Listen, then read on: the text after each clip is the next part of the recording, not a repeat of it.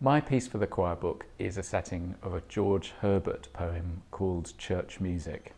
I've set two George Herbert poems for choir, one called Virtue and one called Prayer, and I find his poetry incredibly inspiring. I mean, on one level inspiring because it's full of musical imagery. It seems to be text that's very much about music and the power of music. And also because it's very open spiritually. It has a very broad, kind of all-embracing kind of spirituality, which I relate to very much. Church Music seemed a fantastic poem to set for this project because it's about music itself and what music means, and the poem investigates where music goes and music as some kind of transcendent force. And it's very simple. It's a very simple text in 3 stanzas, and I've set it in a very kind of broad way. The organ has a little bit of figuration, which is literally church music. It's a little pattern of material that runs through the whole anthem, which in a way represents the meaning of the poem, and then the choir sing against it the reflection that George Herbert presents in his text. So it's kind of quite a seamless arc, but it goes somewhere very special at the end, because right at the end Herbert talks about music taking us to heaven's door. So there's a kind of, I think, rather ecstatic final image which the music takes on, or tries to take on, in a very sort of strong way. Julian, you're an acknowledged composer for the written word. You like turning the written word into music. Where did that originate from? Where did that come from? I think a lot of composers have another art form that fascinates them, and text, poetry, literature has always fascinated me as much as music in a way.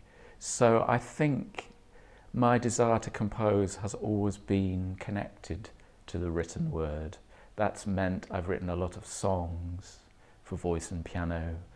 I've had a residency at Glyndebourne, so I've been very engaged with opera, and I've written a number of choral pieces. And, you know, on one level, relating music and text might seem like the simplest thing, the most fundamental thing a composer could do: write a song, set some words. But on another level, it's a kind of lifelong question about how you make these things coexist. To what extent do you bury the words into the musical texture? To what extent do you highlight the meaning of the text? What does the music add to a text? And I think in a church music context, that's a really key concern. I've been very concerned with my anthem that whatever technique, whatever craft I use in this piece, the words should all be clear. We should hear every single word, because I think in a church music context and in this sort of anthem slot, that's the whole point, really. I see the text as being very key. You've mentioned Glyndebourne already. Tell us about your association with Glyndebourne and what it's meant to you in your musical development and career. My residency at Glyndebourne was a big project. It was a 4-year association with a wonderful, wonderful opera company. It allowed me to sit inside an opera company to see how it works, to see all kinds of goings on the ground, to understand how operas are put on their feet, how they're rehearsed, how a creative team works. And I made a whole series of pieces for Glyndebourne.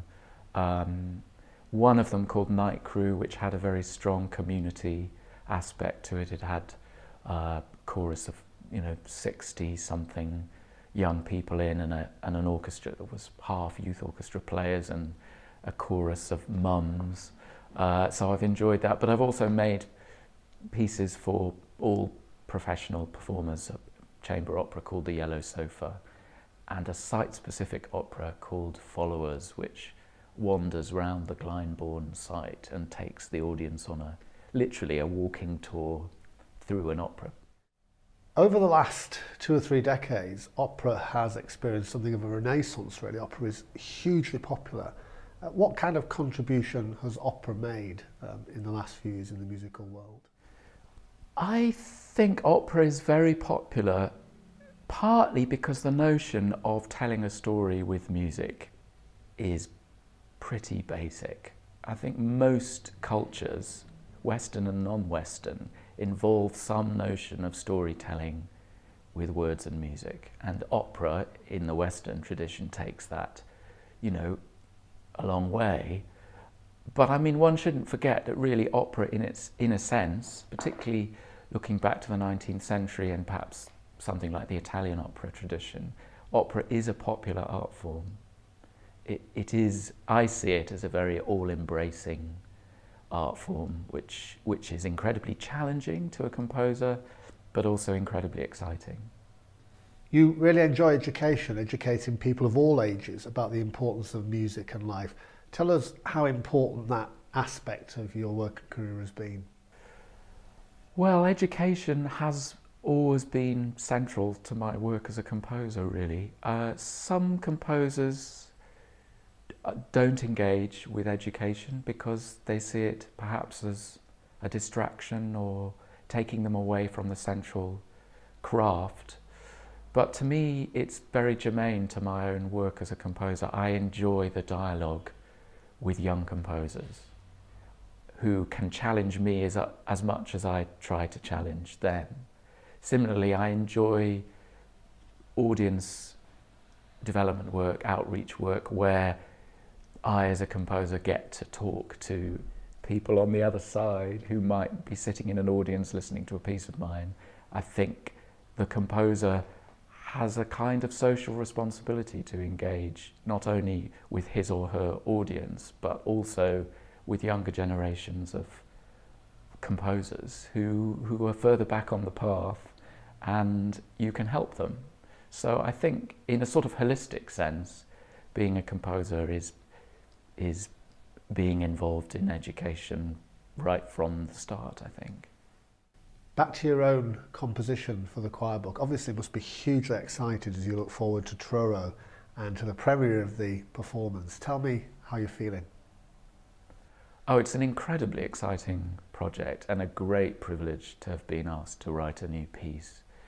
And the ethos of the project, the all-embracing nature of how many composers are involved, and also the excitement of writing a piece for Truro and that specific cathedral space, that specific choir.